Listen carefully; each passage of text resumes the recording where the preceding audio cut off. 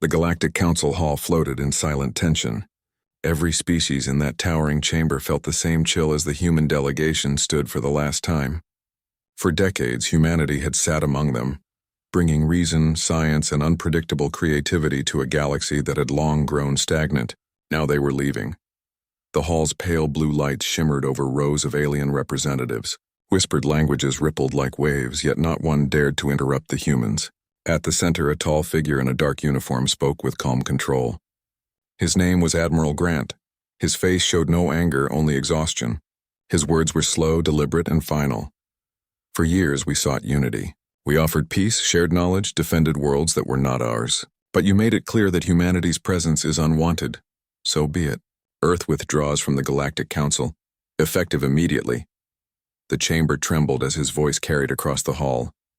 1,000 worlds heard the sound of a door closing forever. A faint hum echoed through the translator devices as alien leaders struggled to respond. Some pleaded. Others argued. But Grant and his team did not wait. They turned and left through the great obsidian archway. No guards moved to stop them. No voice dared to command them to stay. The doors sealed behind them with a deep metallic tone that lingered like the end of an era. Outside, the human fleet waited in orbit above the Council's capital world. Hundreds of ships gleamed against the light of the twin suns. Their silver hulls bore the crest of the Terran Accord, a symbol once respected, now feared. As the last transmission ended, the ships slowly turned and began their long journey home. The galaxy had never felt so quiet. Months passed. At first, the Council celebrated the departure. Many believed the humans were arrogant, too emotional, too unpredictable to fit within the rigid politics of the interstellar community. Without them, things would return to normal. Trade routes stabilized, debates resumed. Speeches filled the halls again. But the silence between the stars deepened. The humans had not just withdrawn their diplomats, they had withdrawn their influence, their protection, and their technology. The Terran Accord's trade networks powered half the Council's energy grid. Human engineers had repaired hundreds of alien worlds devastated by war. Their fleets had defended uncounted colonies from raiders. Now those defenses were gone, it began with whispers. Pirate fleets long hidden in the outer sectors began raiding the fringe systems again. Planets once safe under Terran patrols found themselves vulnerable. Merchants begged for escorts, but the Council's fleet, bloated with bureaucracy and lacking human officers, responded too slowly. Then the outer colonies started to fall. The first was Darren Prime, a minor mining world. The Council dispatched aid too late. By the time reinforcements arrived, the entire planet was in ruin. Millions were gone. The same pattern repeated on 3 more worlds. Panic spread, still the Council hesitated. Pride chained them. They had forced humanity out and could not admit that it had been a mistake. Many leaders claimed the losses were temporary. They said humanity's departure was a political adjustment, not a crisis. But those words sounded hollow even to themselves. Far from the Council worlds in the Sol system, humanity stood silent but not idle.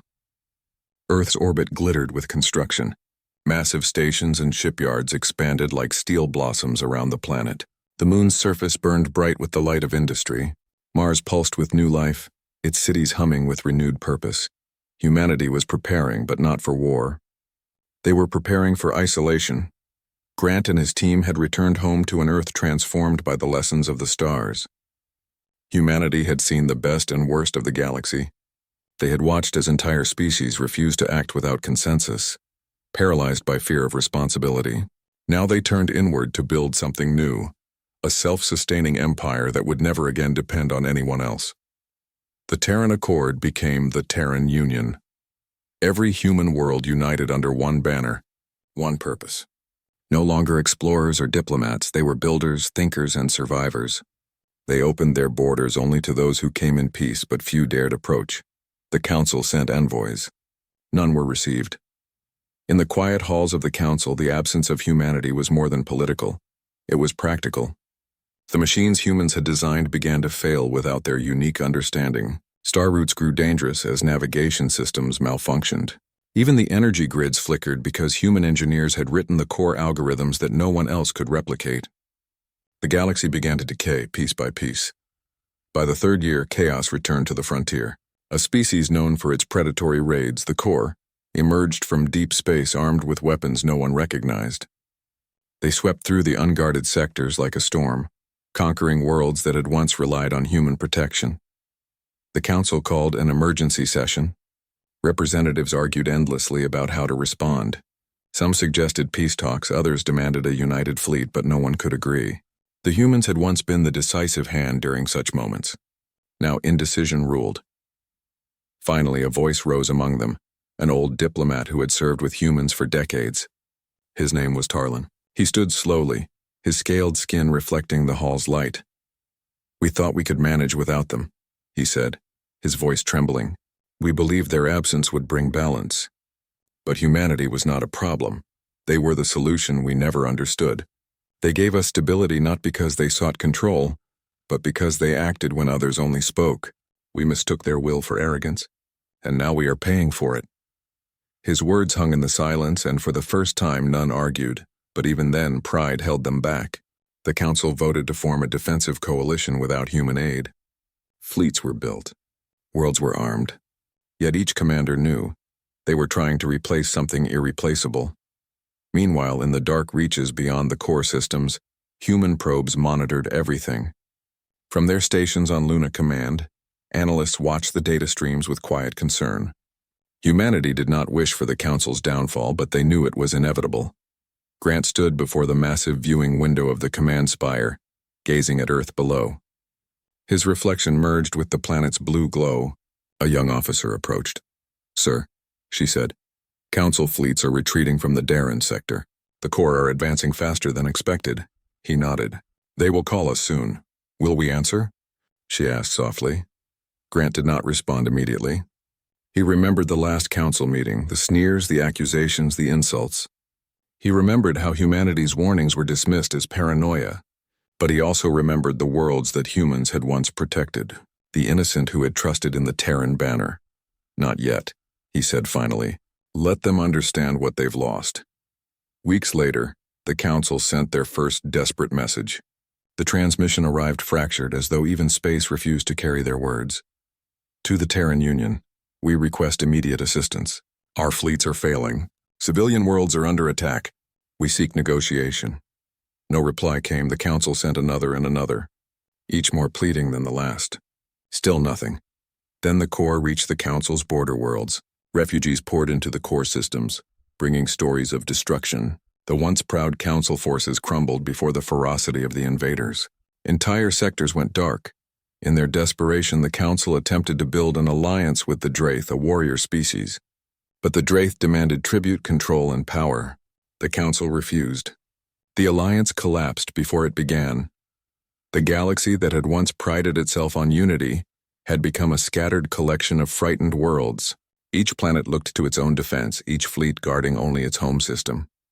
Trade stopped. Communication failed. The great interstellar network humanity had built was falling apart. One quiet night over Earth, Admiral Grant received a private transmission from an unknown source. The signal bore the Council's ancient seal. Curiosity overcame him and he opened it. A familiar voice echoed through the chamber. It was Tarlin, older and weary. "Admiral Grant," he said, "I do not ask for forgiveness. I ask for reason. We were wrong. Without humanity, the galaxy bleeds. I see now what you tried to warn us about. The Core will not stop. They will come for all. Even your worlds may not be safe in the end. Help us, not for our sake, but for the millions who will die if this continues." Grant listened in silence. There was no anger left in him, only sadness. Humanity had always been willing to help, but not to be used. He turned toward the holographic map of the galaxy. Red markers spread like fire through the Council's territory. He knew what had to be done. "Prepare the fleet," he ordered. Across the Sol system, the command went out. Battle stations awakened from standby. Massive carriers, dormant since the withdrawal, powered up with deep metallic roars. Thousands of ships formed into formation, each one sleek, silent, and deadly. Humanity had not built a fleet of conquest, but of precision and strength. When the Terran fleet jumped into hyperspace, every sensor across the galaxy detected it. The wave of energy rippled through the void, a signal older than words. Humanity had returned. The first engagement took place in the ruined orbit of Darren Prime. The core fleets were unprepared for the sheer coordination of human forces. In minutes, the human ships shattered their formation. The Terran carriers deployed drones and strike craft that danced through enemy lines.